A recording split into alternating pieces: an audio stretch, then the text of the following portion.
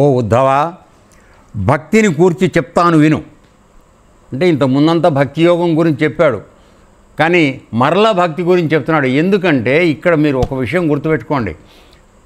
భగవద్గీతలో భక్తి అనబడేటువంటి సగుణ ఆరాధన అంటే పరమాత్మని మన ఒక స్వరూపంలో చూసి ప్రార్థన చేయడం, దాన్ని సగుణారాధన అంటాం. రాముడు, కృష్ణుడు, హనుమంతుడు వీళ్ళందరూ కూడా సగుణారాధన, వాళ్ళు పరమాత్మ స్వరూపమే. కానీ పరమాత్మ ఏ ఆకారం లేనివాడు ఒక ఆకారం తీసుకున్నప్పుడు ఒక స్వరూపం, ఒక అవతారం అవుతుంది. అర్థమవుతుందా? సో ఆ విధంగా అవతారం తీసుకున్నాడు.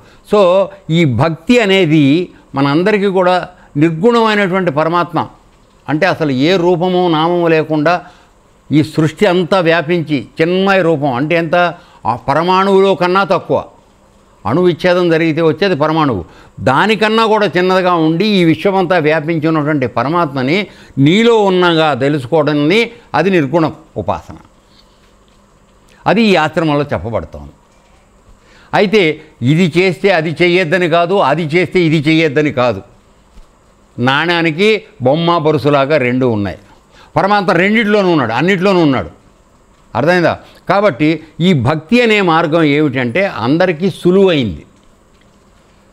ఈ నిర్గుణ మార్గానికి వెళ్ళేటప్పుడు కొన్ని కఠినమైన నిబంధనలు పాటించాల్సి వస్తుంది. భక్తికి ఆ స్వరూపాన్ని చూసి కృష్ణుడు తప్ప నాకు ఇంకొకటి లేడు అనేటువంటి భక్తితో నీకు నువ్వు ఆయనకి సమర్పించుకున్నప్పుడు, సంపూర్ణ శరణాగతి పొందినప్పుడు ఆ పరమాత్మ స్వరూపం నీకు కనపడుతుంది, నిన్ను ఉద్ధరిస్తుంది. అర్థమైందా? సో అందువలన ఎక్కువ మందికి సౌకర్యం కోసం, సౌలభ్యం కోసం మనకి భక్తి మార్గాన్ని ఎక్కువగా చెప్పడం జరుగుతుంది. అలాగే భగవద్గీతలో కూడా ప్రతి యోగం గురించి చెప్తున్నప్పుడు ప్రతి అధ్యాయంలోనూ చివరి భక్తి యోగం గురించి చెప్పుకుంటూ వచ్చాడు. ఆ విధంగా దాని యొక్క ప్రాముఖ్యత, విశిష్టత మనందరికీ చాలా గట్టిగా చెప్పడం భగవద్గీతలో కూడా జరిగింది. ఇప్పుడు ఇక్కడ కూడా ఆయన భక్తి యోగం గురించి భక్తుడు ఎలా ఉంటాడనే విషయాలన్నీ చెప్పిన తర్వాత కూడా మళ్ళీ ఇంకోసారి ఆ భక్తిని గురించి ప్రబోధిస్తున్నాడు. ఇప్పుడు వినండి, భక్తి గురించి చెప్తూ ఉపనిషత్తులు ఇందులో మనకు రెండు రకాలుగా చెప్తున్నాడు. అంటే మనం పాటించవలసిన, తెలుసుకోవలసినవి, తెలుసుకోకూడనివి రెండు చెప్తున్నాడు. అంటే మన ఇంగ్లీష్లో డూస్ అండ్ డోంట్స్ అంటాం కదా, ఆ విధంగా అనమాట. సో ఏవి తెలుసుకుని మనం పాటించాలి, ఆచరించాలి, ఏవి తెలుసుకోకుండా ఉండడానికి ప్రయత్నం చేయాలి. ఎందుకంటే అవి మనకు అపకారం చేస్తాయి. అందుకోసమని వాటి పట్ల అశ్రద్ధ ఉండడం మంచిది, శ్రద్ధ ఉండకూడదు. సో ఆ రెండు మనకు చెప్తున్నాడు. మొట్టమొదటి పాటించాల్సినవి, నేర్చుకోవాల్సినవి చెప్తున్నాడు. ఉపనిషత్తులు, శాస్త్రాలు శ్రవణము మననము చేసి ఆత్మసాక్షాత్కారం పొందినవాడు అంటే భగవంతుడి యొక్క స్వరూపాన్ని తను అనుభవపూర్వకంగా తెలుసుకున్నవాడు. అర్థమైందనా? అతడు తర్వాత శ్రోత్రియుడు అంటే శాస్త్ర ప్రకారంగా జాగ్రత్తగా ప్రవర్తన చేస్తున్నవాడు. తర్వాత బ్రహ్మనిష్ట గలవాడు అంటే ఎల్లప్పుడూ అనన్య చింతన, ప్రపంచ విషయాల పట్ల, ఇల్లు, సంసారము, పొలము, వాకిలి వీటి గురించిన ఆలోచన లేకుండా ఎల్లప్పుడూ పరమాత్మ గురించినటువంటి ఎక్కువ సమయాన్ని ఎవరైతే గడుపుతూ ఆయన యొక్క నిష్టలో ఉంటున్నారో అటువంటి వాళ్ళు ఇవి ఉండవలసిన, తెలుసుకోవాల్సిన లక్షణాలు, కలిగి ఉండాల్సిన లక్షణాలు. ఓకే, ఏవి కలిగి ఉండకూడదు ఇప్పుడు చెప్తున్నాడు. యుక్తులను, అనుమానాలను నమ్మి దానిపై ఆధారపడనివాడు. అంటే యుక్తులు అంటే ప్రపంచంలో ఇప్పుడు మనం చూసే తెలివితేటలు, విపరీత జ్ఞానం అంటాం. అంటే ఎవడు జుట్టుకి ఎవడు ముడి వేసి మనం ముంచుదామా, మనం చేసుకుందామా అనేటువంటి కుయుక్తులు అంటాం వీటిని. యుక్తి అంటే మంచిది, కుయుక్తి అంటే చెడు ఆలోచన. సో ఇప్పుడు సో రకరకాలుగా తంపులు పెట్టడం, లేకపోతే ఇద్దరి మధ్య భేదం చుట్టించి వీడికి లాభం చేసుకోవడం, ఇటువంటి కుయుక్తులు వీటిని ప్రయోగించడం కాకుండా అసలు వాటిని నమ్మకూడదు. యుక్తులను, తర్వాత అనుమానాలను అంటే ఏమిటి, మనం ఏదో ఒకటి మనకి చెప్పగానే అనుమానం, ఇది చేయొచ్చనా చేయకూడదా, గురుగారు చేయొచ్చని చెప్తున్నాడే కానీ పంతులు గారు ఊళ్ళో పంతులు గారు మనం వద్దన్నాడే, ఈ సందేహం.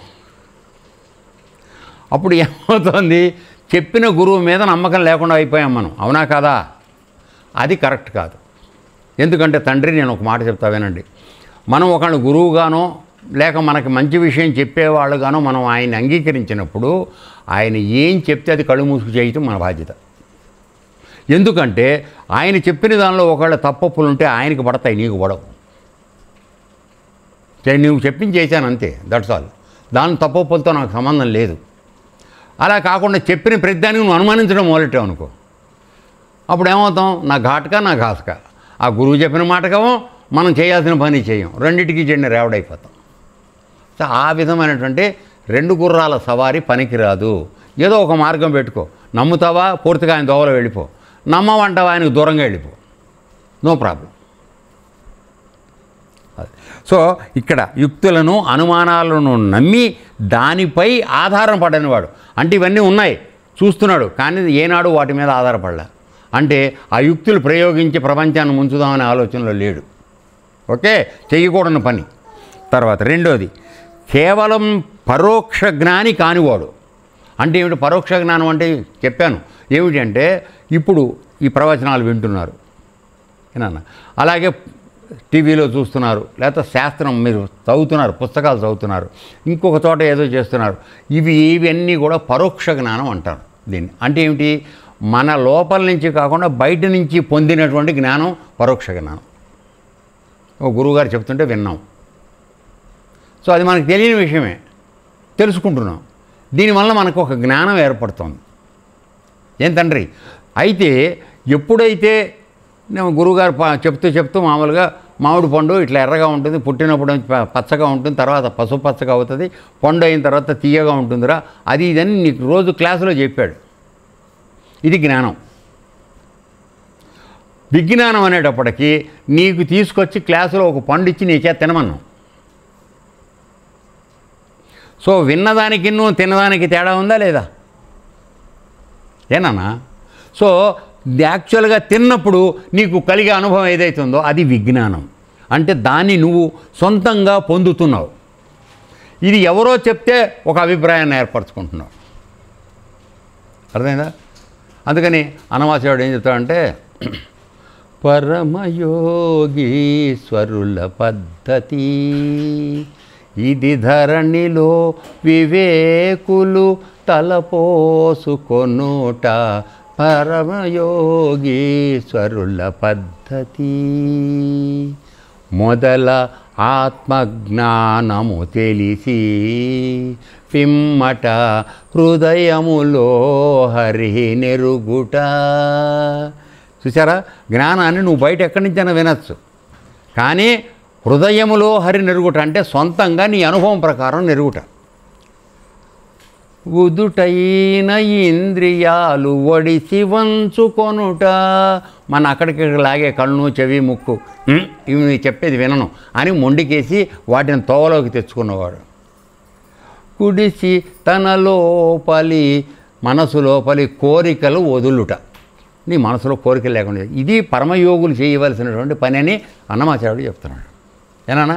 కాబట్టి మొదట మనం వినడం ద్వారా కానీ చూడటం ద్వారా కానీ దేనివలన కానీ ఒక జ్ఞానాన్ని సంపాదించాలి. దానివల్ల మనకు మనసులో ఒక అభిప్రాయం ఏర్పడుతుంది. కృష్ణుడు ఇలా ఉంటాడు, కృష్ణుడు ఇలాంటి పనులు చేశాడు, రామచంద్రుల వారు ఇలా ఉంటారు, రామచంద్రుల వారు ఈ పనులు చేశారు, ఆయన 3 సిద్ధాంతాలని పాటించాడు రామచంద్రుల వారు. ఒకే మాట, ఒకే బాణము, ఒకే పత్ని, జీవితాంతం వాటిని పాటించాడు. సో ఆ ఆదర్శాన్ని మనకి చూపించాడు, మన కూడా అలా ఉండమని నానా. సో ఇది జ్ఞానం. దీన్ని విజ్ఞానం నువ్వు ఇప్పుడు ఆయన దోవలో నువ్వు చేయడం మొదలుపెట్టావు అనుకో, అప్పుడు నువ్వు రాములు వారి పని చేస్తావు స్వానుభవంతో. తేడా అది అర్థమైంది కదా. సో వీటిల్ని కేవలం పరోక్ష జ్ఞాని కానివాడు, అంటే కేవలం బయట తినేసి దాన్ని వినికిడి వాయిద్యం అంటారు మామూలుగా, ఎక్కడో 4 చోట్ల వినేసి వచ్చేసి ఈయన మళ్ళీ సభ పెట్టి ఈయన చెప్తూ ఉంటాం. అది ఏమవుతుందిరా తండ్రిని అడిగితే మాత్రం సమాధానం ఉండదు, ఎందుకంటే లోపల అనుభవం ఆయనకి లేదు కనుక. అర్థమవుతుంది తండ్రి. అది ఇట్లాంటి వాళ్ళే ఎక్కువ ఉన్నారు ఇవాళ రేపు. సరే.